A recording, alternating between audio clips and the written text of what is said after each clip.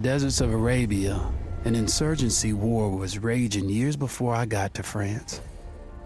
Tribes of Bedouins had united to fight a war that was very different from the one we fought in the trenches. Using small, mobile units, they challenged the might of an empire, and they were rallied around the ideas of a single, influential warrior. Ideas of freedom and change.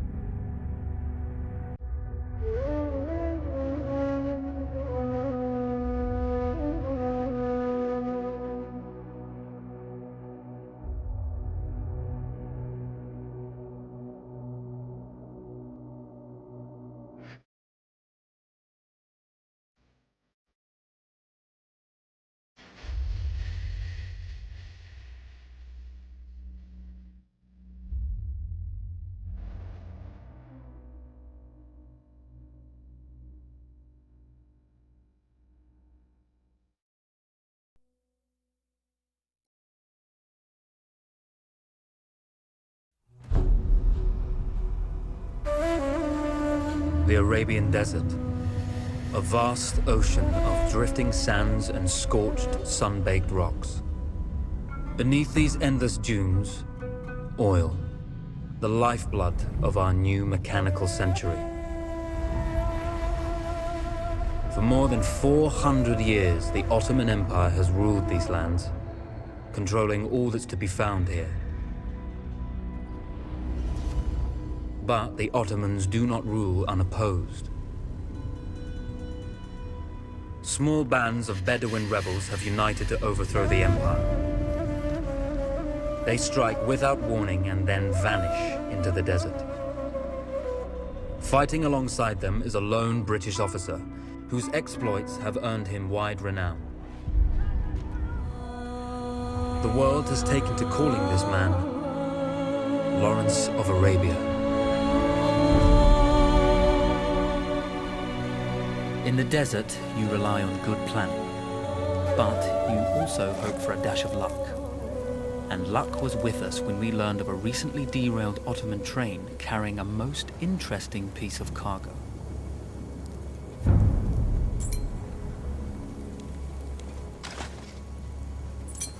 A small patrol had joined the Ottomans who survived the crash.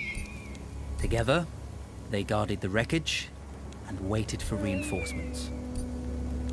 When your enemy has better weapons and better equipment than you, steal from your enemy.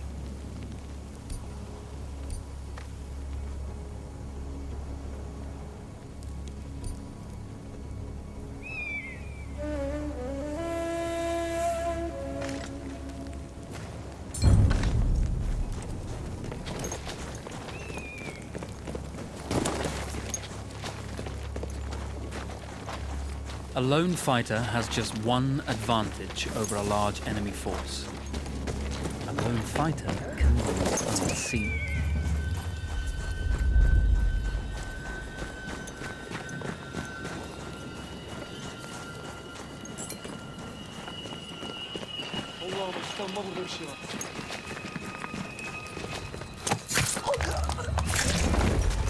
The tribesmen fought unconventionally, using weapons they knew well. Endurance, individual intelligence, and courage were their primary assets.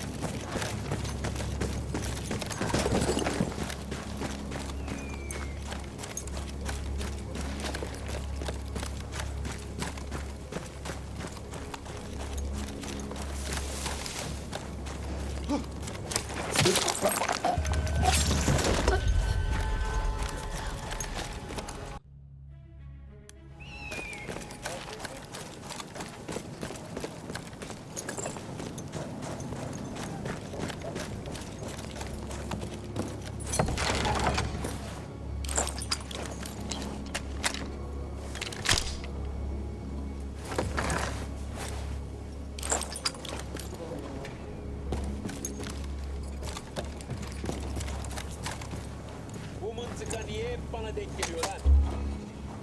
Ya başkası.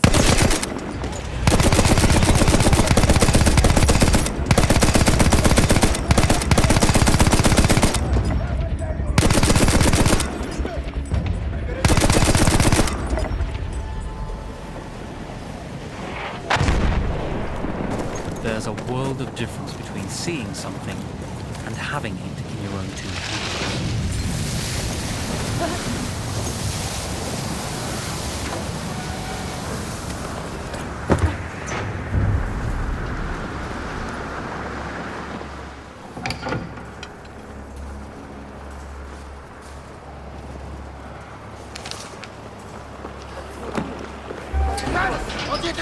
Come out! It's over.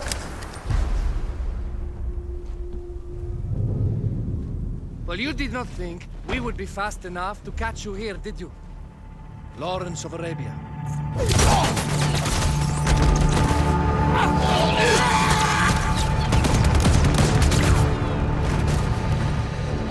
Actually, I was rather depending on it. Lawrence. Well, this is very clever. Now the hunter becomes the hunted. So who might you be? How enchanting you are, my dear. Ahmed. I'll show you enchanting. If it weren't for you, I'd be free. Free, is it? You'll be free when you're dead. And I'm happy to tell you, the Empire intends to grant you all this freedom very soon. Even now, an engine of destruction scours this desert, obliterating your allies, your families, your homes. Soon there will be nowhere to run.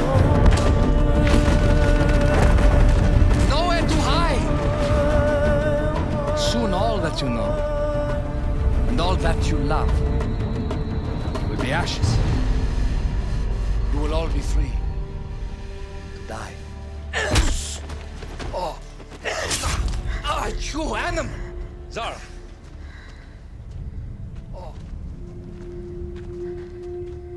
Now, I understand that you would like nothing more than to strip the flesh from that man's feet and send him off into the desert naked to die. But think about it. You're right. I'm sorry. My friend here, she can be a little brusque. You're going to tell me how to lie to your train, so we can lure it into a trap and destroy it. Impossible. To even begin to talk to that train, you would need an entire book of communication codes. Oh, like this one, you mean? You can never stop the progress of machines! One day, the whole world will take your lands and the precious black gold beneath its sands. We shall see, my friend.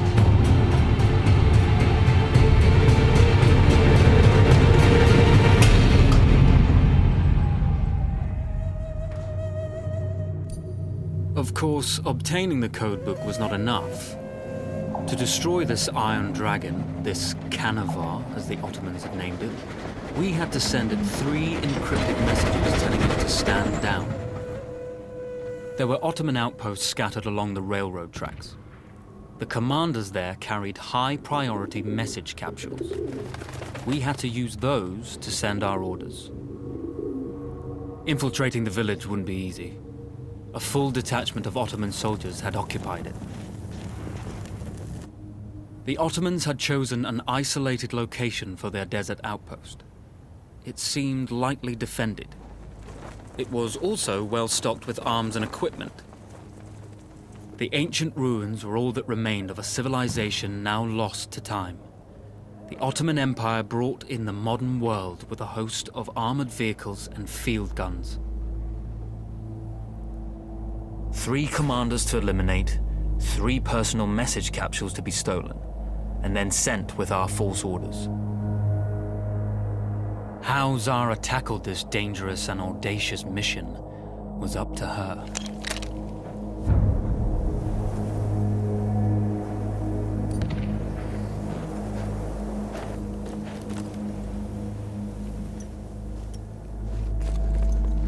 The Bedouins treasured their horses, and in return, those animals granted their riders unparalleled speed and mobility.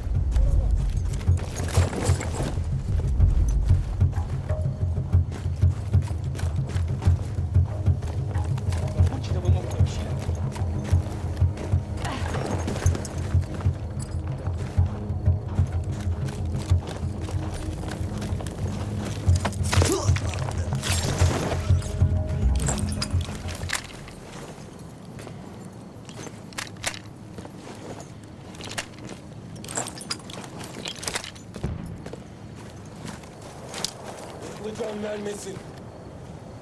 Kafalarını yap oğlum. Fethet.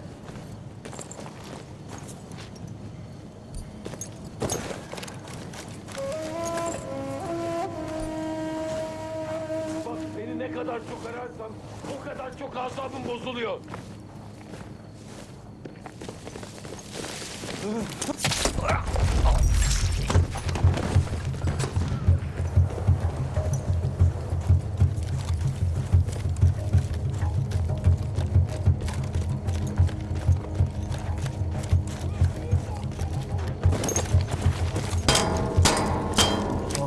Kıpırdama! Eller yukarı!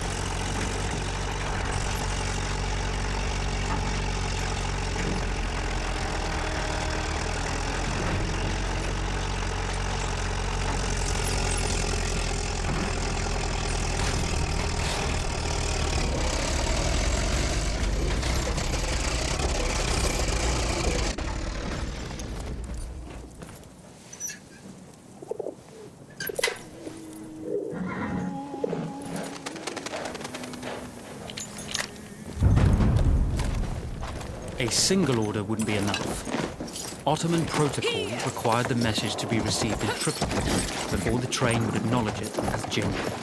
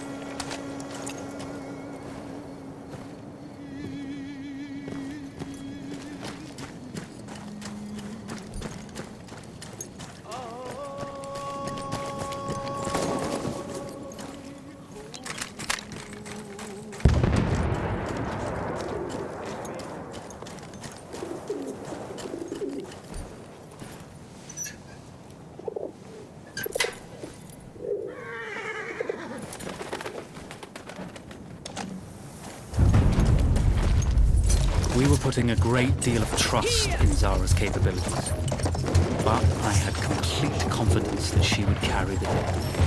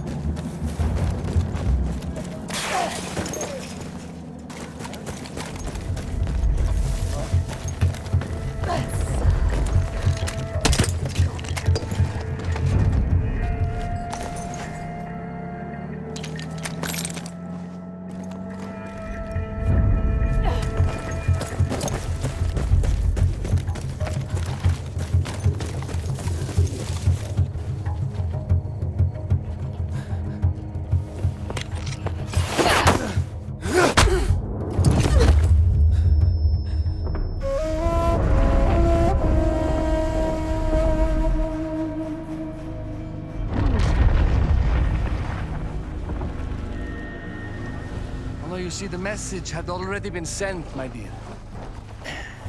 No, not the message you would have wanted. Lawrence was such a good host. It almost seemed rude to escape. I made sure to note the location of Lawrence's camp, of course. Which means... the train knows too. Twice, you told that train everything was clear. But... I told it exactly where to attack.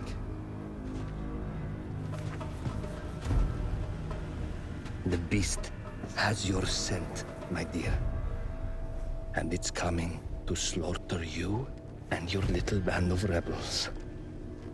First, the firestorm from the cannon. Then, up close with the troops to slaughter any survivors.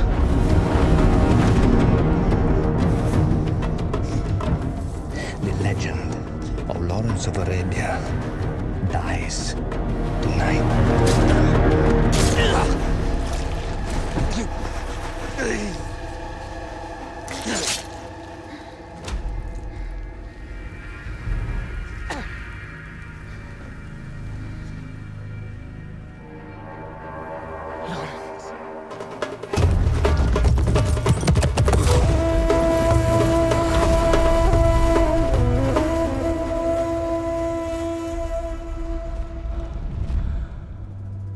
You slipped away just in time. Till Kichi was a fool to think we'd ever stay after he escaped. The carnival won't stop hunting us. No, it won't. Let me think. The train's coming a long way. So it'll have to stop to take on water. That's where we strike. Agreed. I'll deal with any sentries, then rig explosives on the track. Yes, and I'll rally our fighters. When I blow the lines, the train will be trapped. So when you hear the blast, you need to attack them with everything you have. It's good. But you know that there's a chance the men may not come.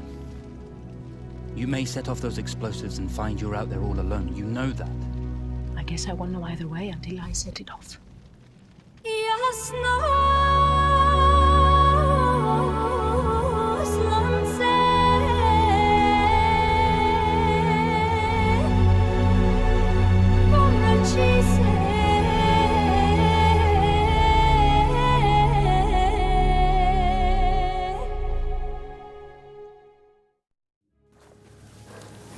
Man makes plans, and God laughs. As it turned out, the small town where we would ambush the train had a significant enemy presence. Those troops would have to be dealt with before the explosives could be set.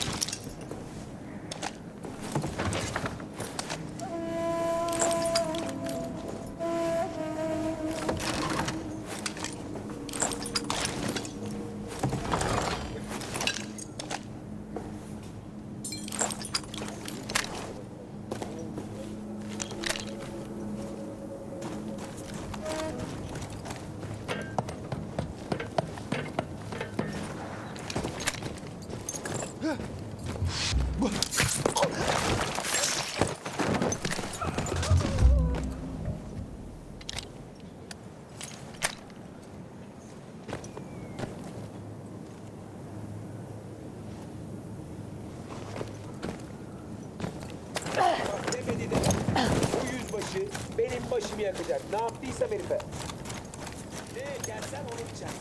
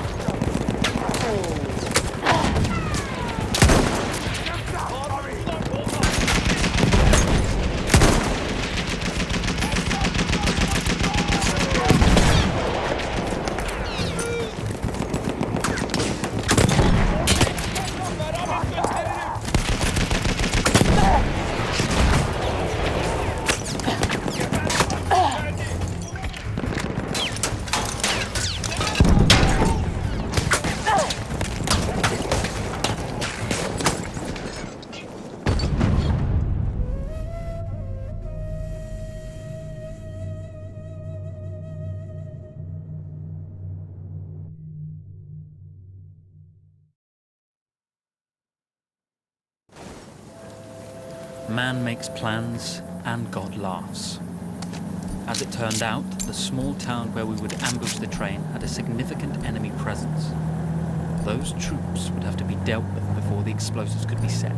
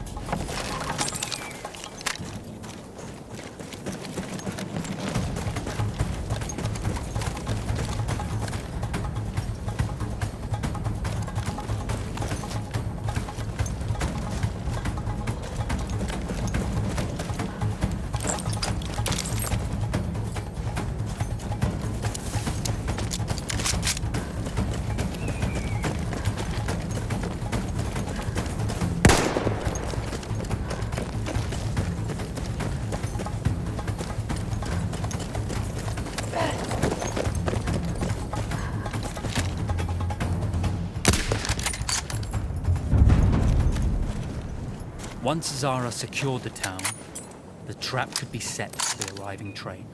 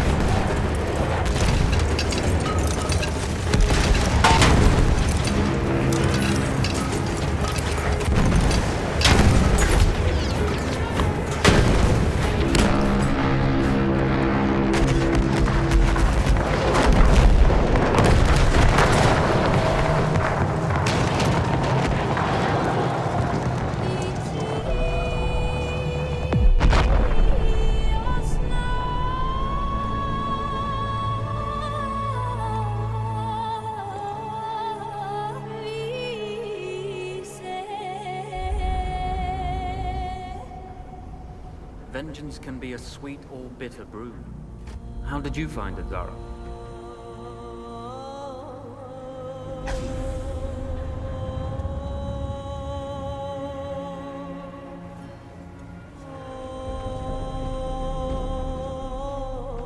And you're right, we do need to think bigger, act bigger. Maybe even the Suez Canal.